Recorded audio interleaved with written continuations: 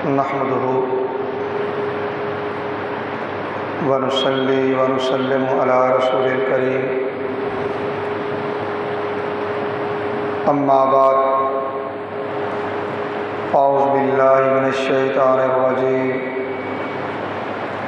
बिस्मिल्लाहिर रहमानिर रहीम। युरीदूना लियुत्फिउ नूरल्लाहि बिअफ़वाहिहिम वल्लाहु मुतिम्मु नूरिही वलौ करिहल काफ़िरून। वक़ाल अल्लाहु तआला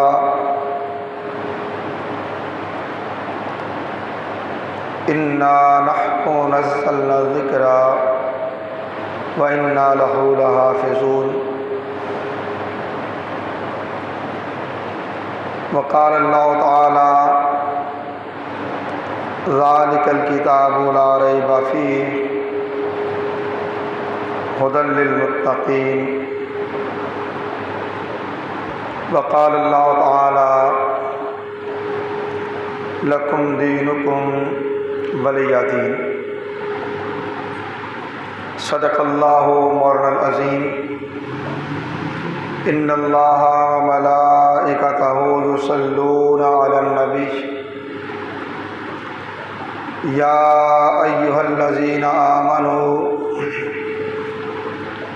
सल्लु अलैहि व सल्लिमू तस्लीमा। दुरूद पाक बाबा जिब्रान पढ़िए अस्सलातु वस्सलामु अलैका या सय्यदी या रसूल अल्लाह व अला आलिका व अस्हाबिका या सय्यदी या हबीब अल्लाह। अस्सलातु वस्सलामु अलैका या सय्यदी या खत्मुल मुरसलीन व अला आलिका व अस्हाबिका या सय्यदी या महबूब रब्बिल आलमीन।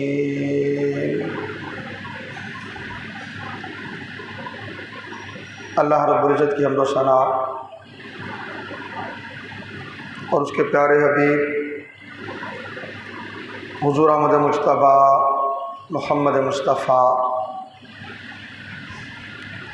अलैहि तहियत व सना की बारगाह बेकस पनाह में हदिया दुरूद व सलाम के बाद हाज़रीन व सामीन मोहतरम, अल्लाह रब्बुल इज़्ज़त का बेपाया फ़ज़ल व एहसान है, इसकी तौफ़ीक़ से हम जुम्मत मुबारक की इन बाबरकत सातों में अल्लाह के घर में हाज़िर हैं।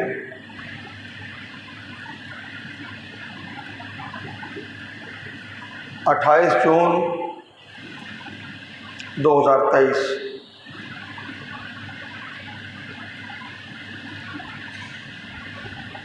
स्वीडन में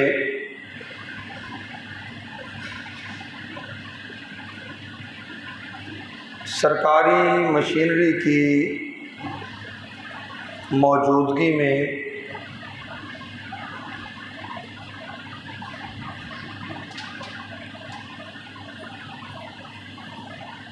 एक बदमज़हब ने कुरान हकीम को आग लगा दी। ईद उल अज़हा से एक दिन पहले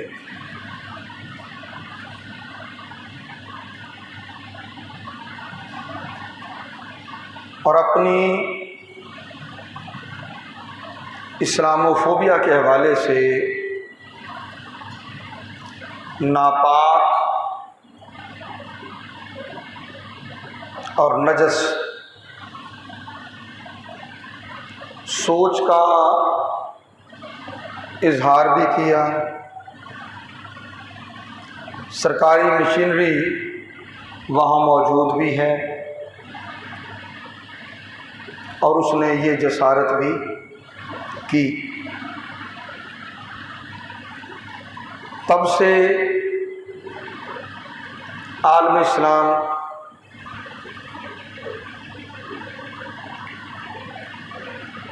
इस हवाले से सरापा एहतजाज है कि हर 2-4 साल के बाद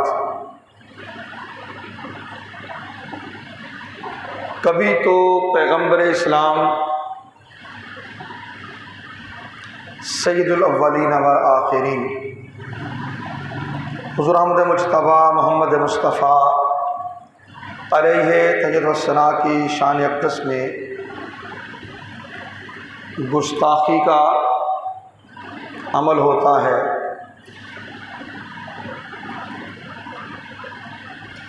कभी कुरान हकीम की हुर्मत पामाल की जाती है,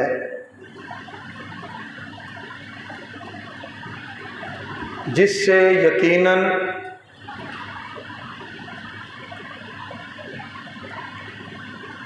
अहले यूरोप के वो यहूद हैं, नसारा हैं या दीगर बदमज़हब इस्लाम के हवाले से उनके ख़यालात और तसव्वुरात दुनिया पर आश्कार होते हैं, तो दूसरी तरफ अहले ईमान के सीने छन्नी होते हैं, गम व गुस्से की लहर दौड़ती है, मज़म्मती करारदादें मंजूर की जाती हैं,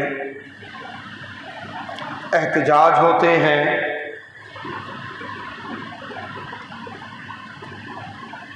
सफ़ीरों से राब्ते किए जाते हैं, सफ़ीरों को दफ्तर ख़ारजा मुख्तलिफ़ इस्लामी ममालिक में अपने गम गुस्से का इजहार किया जाता है, और ये अमल तसलसल से वक्फ़े से जारी है।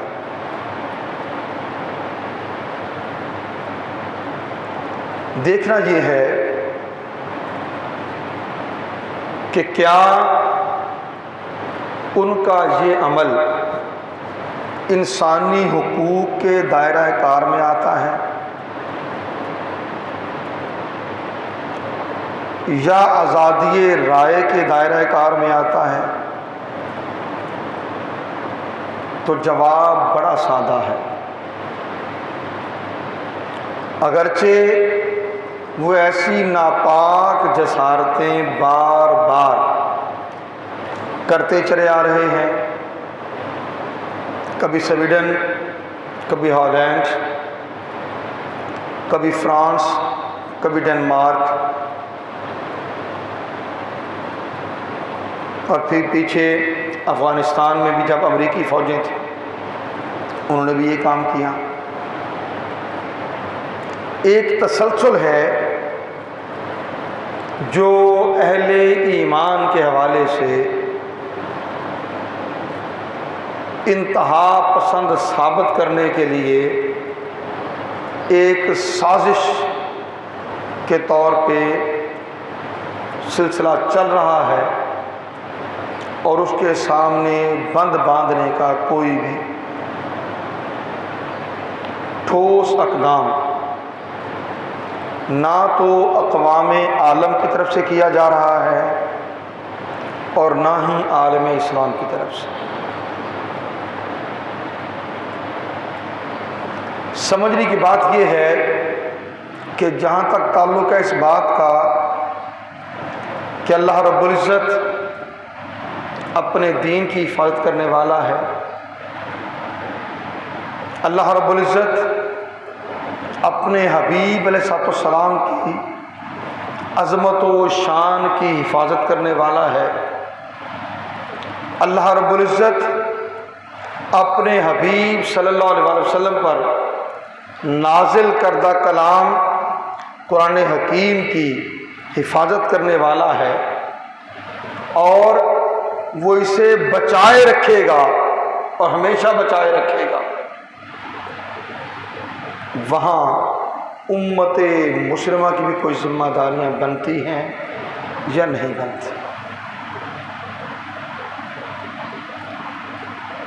सूरह सफ से मैंने आयत 8 तिलावत करने का शर्फ हासिल किया।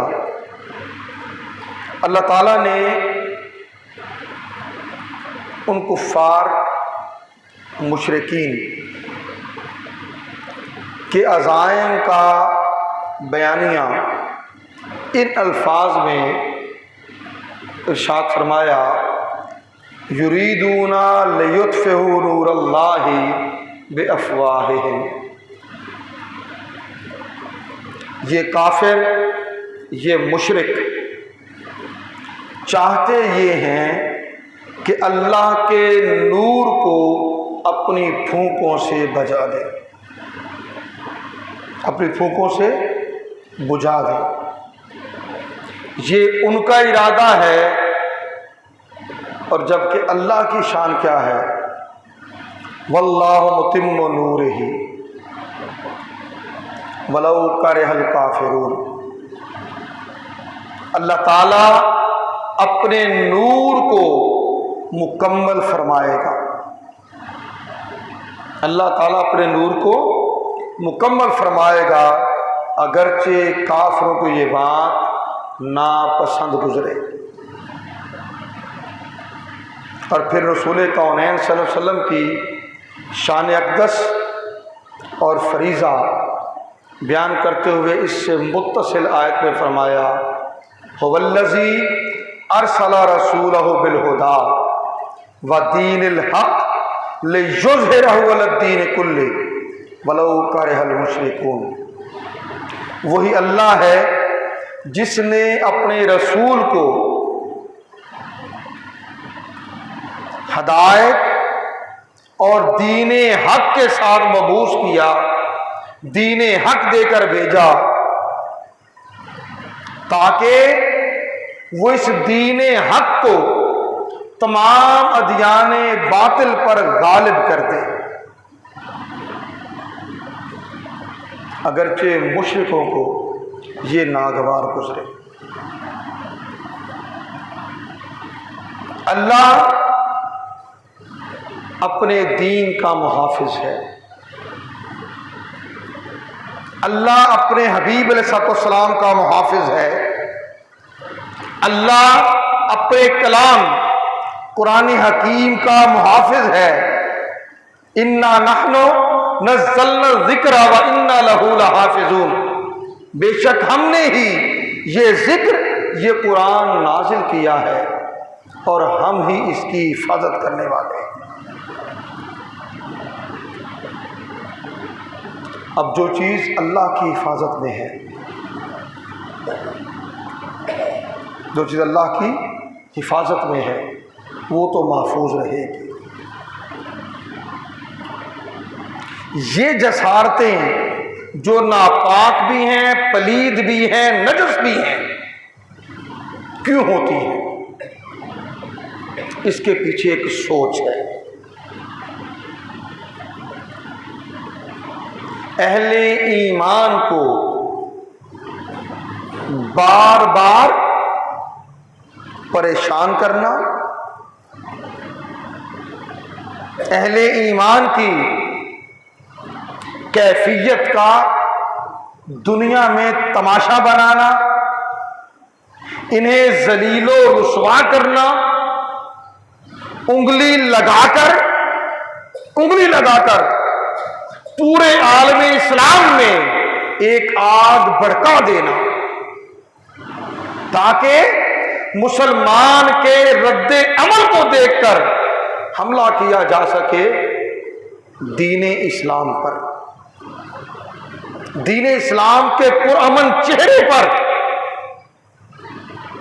दीने इस्लाम के रवादारी पर मबनी रवैये पर, दीने इस्लाम के सरापा रहमत, सरापा सलामती होने के बयानिए पर।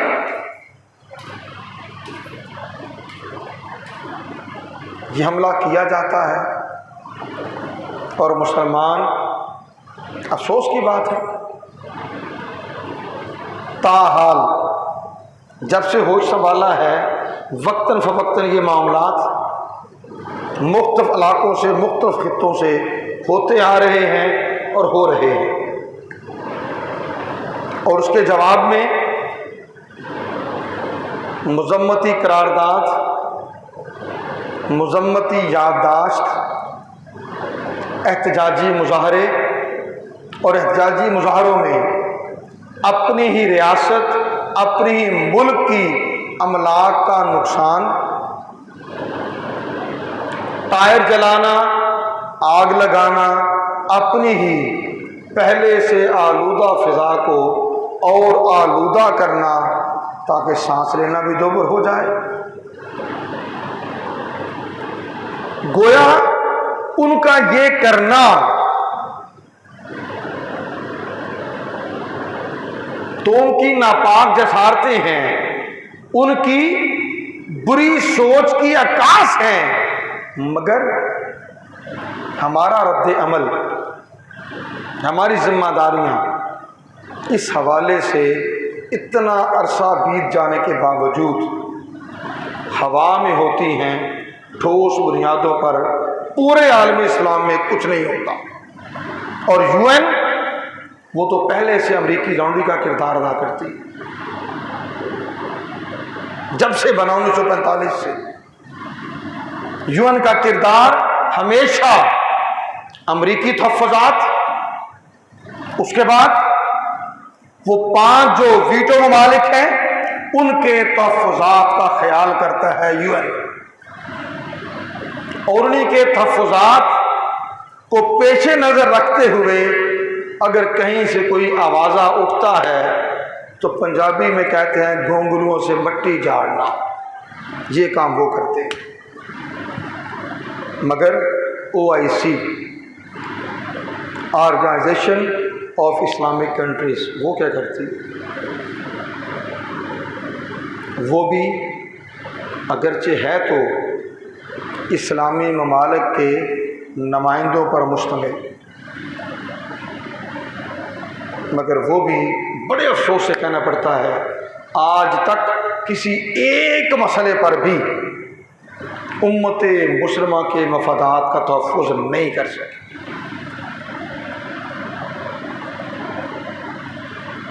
तहफ़्फ़ुज़ नहीं कर सके। अब ऐसे हालात में किया क्या जाए, जबकि दीन इस्लाम का चेहरा ये है। मैं सिर्फ वो चेहरा आपके सामने रखना चाहता हूँ। बातें करने को बहुत है, मगर वक्त हमारा जितना होता है उसी को पेश नज़र रखना होता है। तबक़ात इब्न साद में रसूल करीम सल्लल्लाहु अलैहि वसल्लम का वो तहरीरी फरमान नकल किया गया है जो रसूल कौनैन सल्लल्लाहु अलैहि वसल्लम ने इस्लामी रियासत में गैर मुस्लिमों के हुकूक के तहफ़्फ़ुज़ के लिए जारी किया था। और ये फरमान था नजरान के ईसाइयों के हवाले से।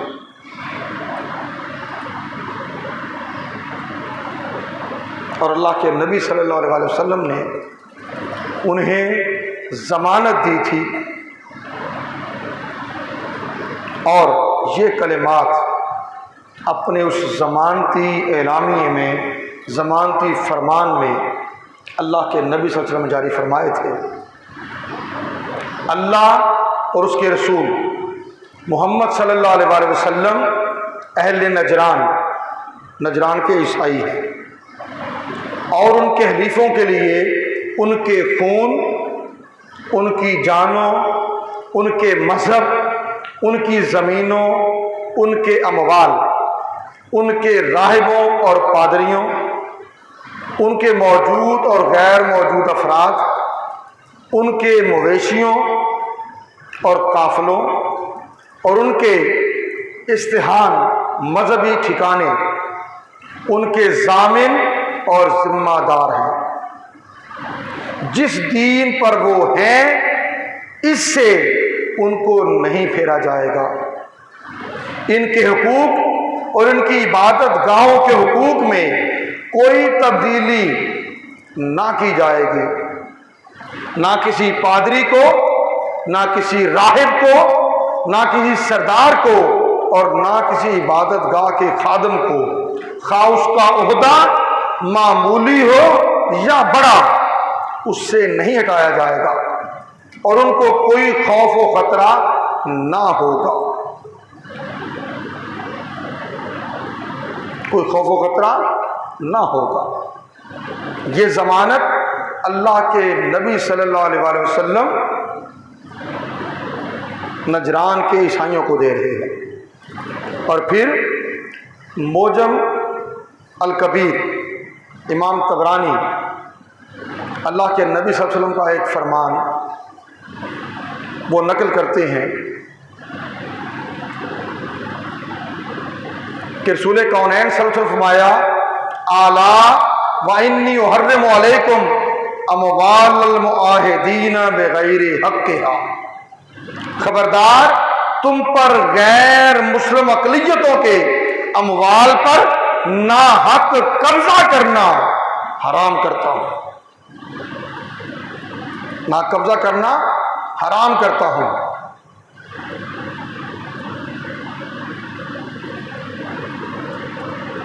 ये अल्लाह के नबी सल्लल्लाहु अलैहि वसल्लम ने गैर मुस्लिमों के लिए अपना फरमान जारी किया। इसी पर अमर रहा खुलफाए राशिदीन का, वो भी ये सारा काम करते रहे। दीन ने रवादारी का बड़ा सीधा सादा ज़ाब्ता दे दिया, लकुम दीनुकुम वलिया दीन। मेरे लिए मेरा दीन, तुम्हारे लिए तुम्हारा दीन। ना तुम्हारे मजहबी मामलात में, तुम्हारे दीनी मामलात में हम मुदाखलत करने वाले हैं और ना तुम्हें ये इख्तियार हासिल है कि तुम मुदाखलत करो। मगर ये सारा कुछ बार बार हो रहा है। क्यों हो रहा है? सादा सा सबब है। इसराइल के बनने से पहले हिटलर ने यहूदियों के साथ जो सलूक किया था, फिर यहूद ने जो गारतगरी की थी, उसे तारीख में होलोकॉस्ट कहा जाता है। उस पर अभी इसराइल बना नहीं था। यहूद के पास कोई अलग से रियासत नहीं थी, मगर उन्होंने उस जमाने में भरपूर और मजबूत बुनियादों पर आवाज बुलंद की थी। आज पूरे यूरोप में, बल्कि तमाम अक़वाम मुत्तहिदा के ममालिक में कहीं भी होलोकॉस्ट पर जुबान खोलने की इजाज़त नहीं है। हालांकि वो दास्तान है उनके जुल्म और सितम पर मबनी, उनके कुश्तो खूब पर मबनी, मगर अपने जुल्म पर मबनी। उस बयानिए के खिलाफ भी वो कोई आवाज़ सुनना नहीं चाहते थे। कोई रियासत नहीं थी, उन्होंने अपने हक को मनवाया।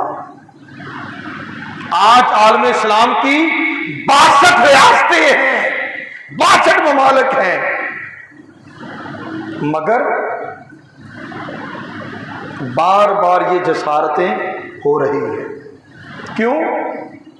ये मुत्तहिद नहीं है, इनके पास ताकत नहीं है, ये अपने आप को मनवाने के लिए खुद को ज़हनी तौर पर तैयार नहीं करते, कोई ऐसा प्लान नहीं करते।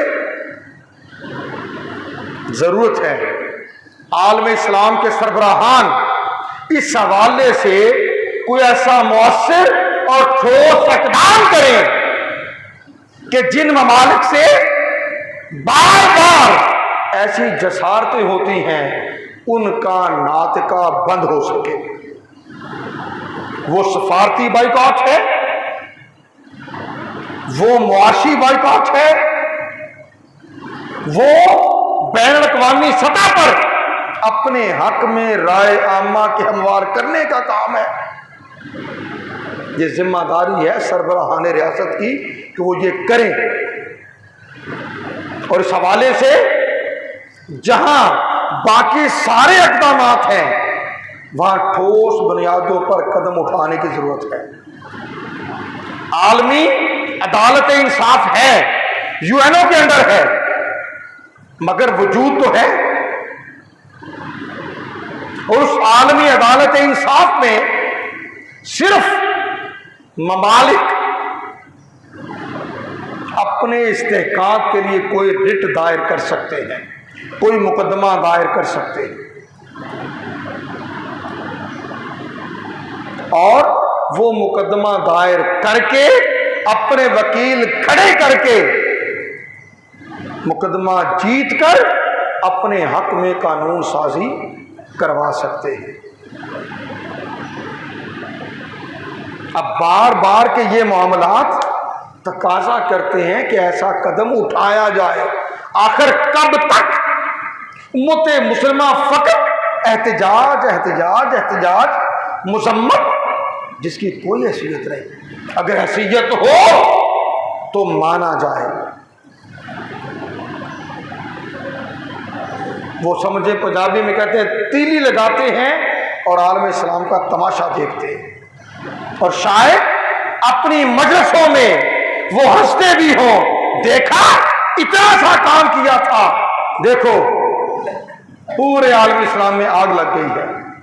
ये अपने ही दुश्मन हो खड़े हैं, अपनी अमलाक को आग लगाते हैं, अपने ही हुक्मरानों के खिलाफ गालियां निकालते हैं। क्यों?